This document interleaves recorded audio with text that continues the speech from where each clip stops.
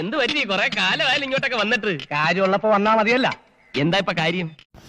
നീ എത്ര പൂന്തോട്ടത്തിൽ വെള്ളം ഒഴിക്കാൻ പോയിട്ടുണ്ട്?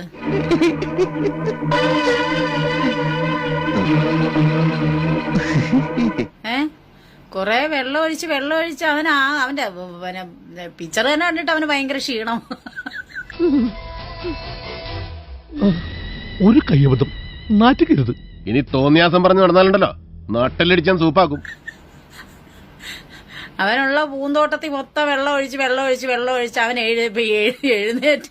അവമാനിക്കരുത്. ഞാൻ നല്ലൊരു കുടുംബത്തിൽ പറഞ്ഞവനാണ്. നീ നല്ല കുടുംബത്തിൽ പറഞ്ഞു, ഞാൻ പിന്നെ മറ്റേ കുടുംബത്തിൽ പറഞ്ഞാണല്ലോ. എന്തിനാണ് ഇപ്പൊ വഴി കൂടെ പോണ വയ്യാവലിയായിരുന്നു വാങ്ങണത്?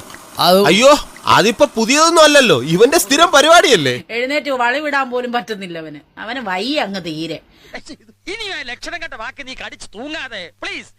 ഒരു നിമിഷം ഞാൻ നിന്നെ തെറ്റിദ്ധരിച്ചു പോയി. വിവരമില്ലാത്ത ഒരു ഗുണപ്പുറപ്പാണെന്തെങ്കിലും കരുതി നീ എന്നോട് ക്ഷമി. നീ ഇങ്ങനെ പൂന്തോട്ടത്തിൽ വെള്ളം ഒഴിച്ച് ഇങ്ങനെ നടന്നു. ഇങ്ങനെയാണെങ്കിൽ ഞാൻ കളിക്കല്ല, ഞാൻ നേരെ ചിറാപുഞ്ചിയിൽ പോയി മണൽ വിൽക്കാൻ പോണു. ഞാനൊന്നും പറയുന്നില്ല.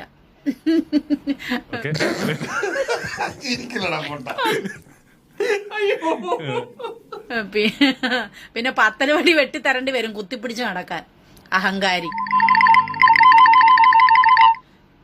ഇപ്പൊ ഓണമൊക്കെയാ, പൂന്തോട്ടത്തിൽ വെള്ളം ഒന്നും ഒഴിക്കാൻ നിൽക്കണം. വല്ല തിരുവാതിരകളിൽ നീ പഠിക്കും.